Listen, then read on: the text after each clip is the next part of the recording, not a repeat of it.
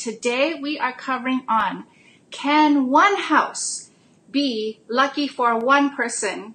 Let's say a family is living in that house. Can it be lucky for one person and yet unlucky for another person?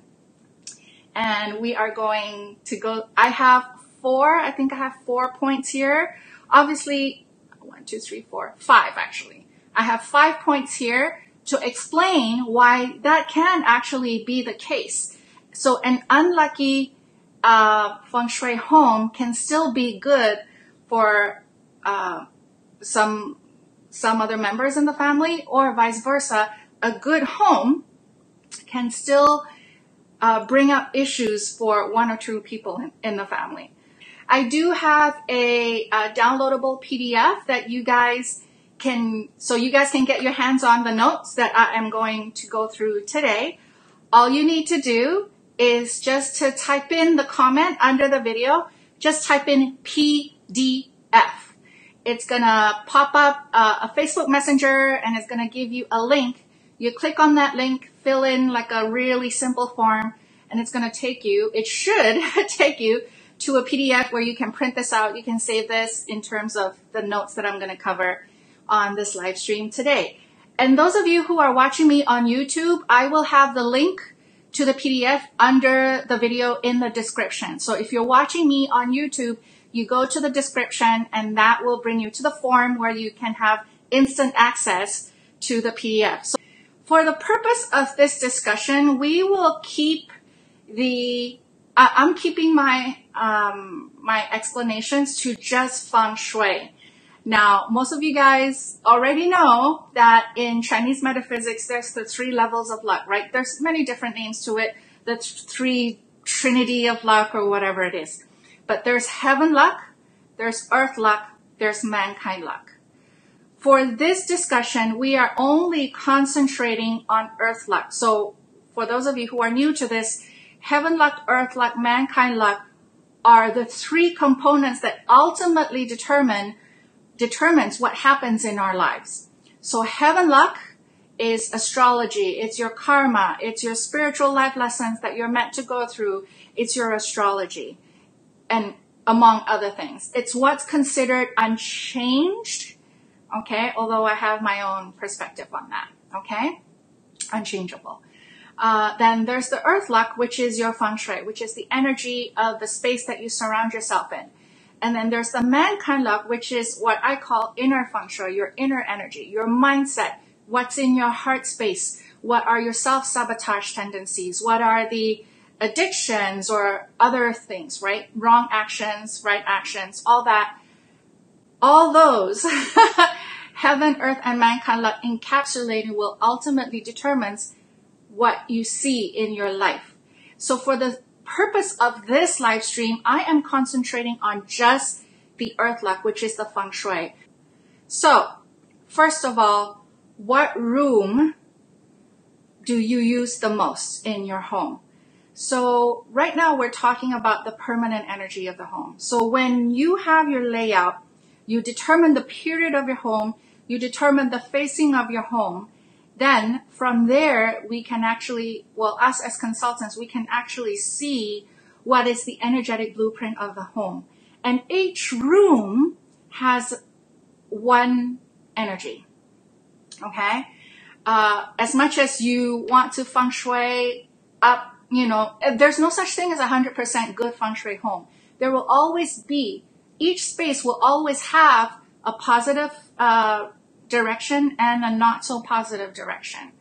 Okay, so when you build a house from scratch, let's say, then maybe the not so positive direction, you make it into like a less important room, like a storage area, a washer dryer, or whatever. Okay, so when you when there is a home, a layout, and each room, each space, each little container in that whole house has a specific permanent energy.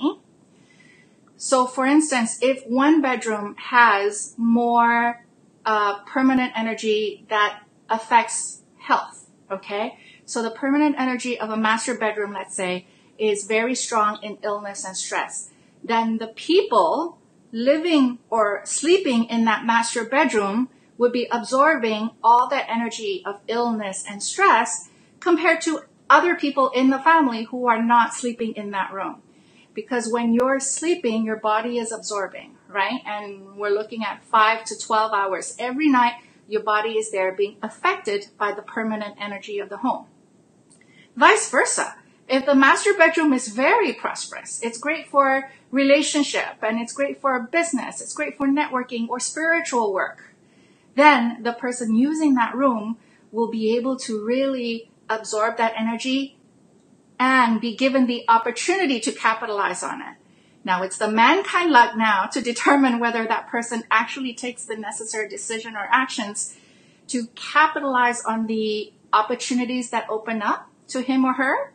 But Feng Shui-wise, each room has a positive and negative element to it. Okay? So that is how, if let's say one sibling has a better room for studying and another sibling has a room that's not so great for studying, then they would have two different experiences. Okay? Or even the same person would study in one area that's really good for studying and then move to a different part of the house to study. He or she will find that maybe it's hard to focus, it's hard to really absorb the information and things like that. It definitely can impact, has an effect on the person using that space. Okay?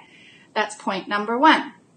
Point number two, are the permanent energies more specific to one family member?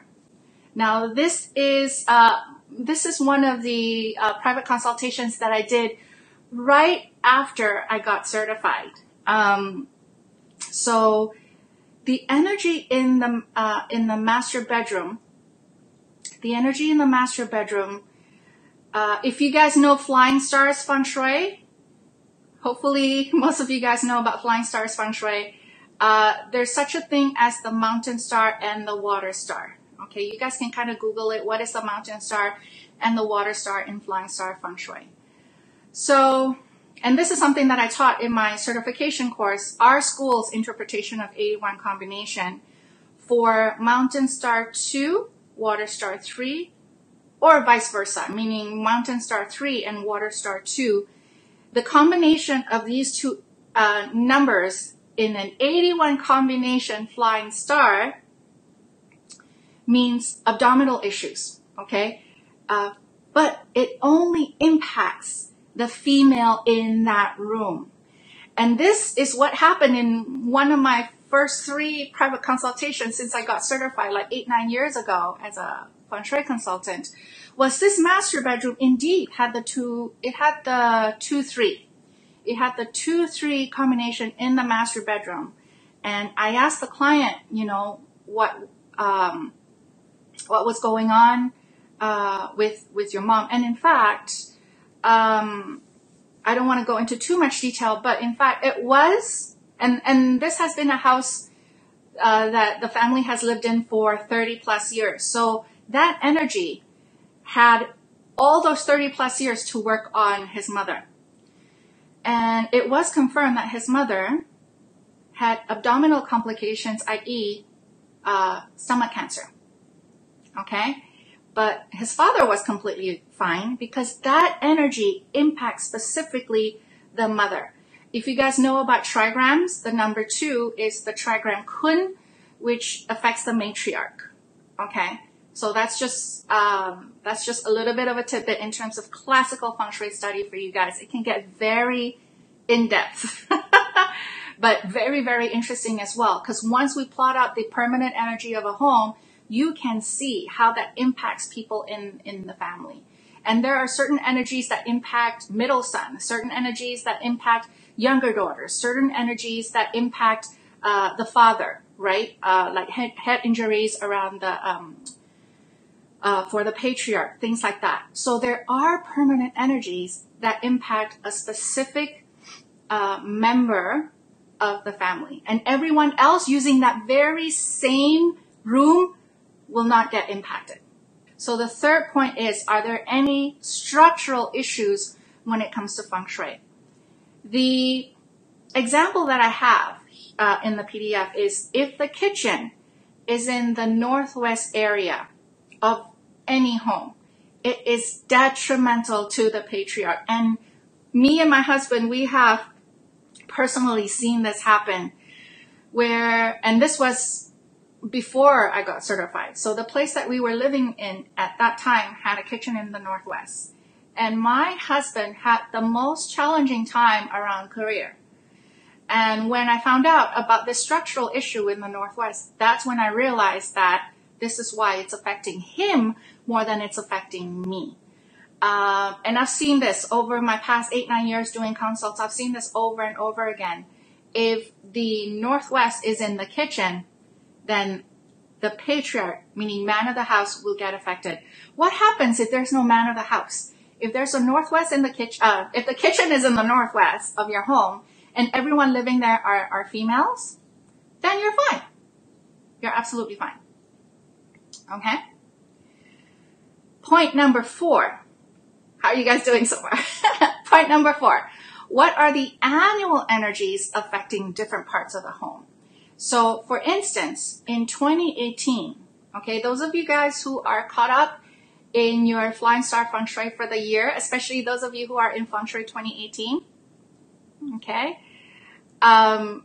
you all know that the number 5, the Wu Huang, or in Cantonese Wu Wang, is in the north this year. And the number 5 is just general challenges for people who are using the room in the north, okay? Or even the, actually we're not going to talk about the Grand Duke here. So we'll just use the north that has the number 5 as an example for this year. So you have a whole family living under the same roof, but the person who has, let's say, a bedroom in the north, or the person who uses let's say it's the kitchen in the north, and the person happens to use the kitchen the most.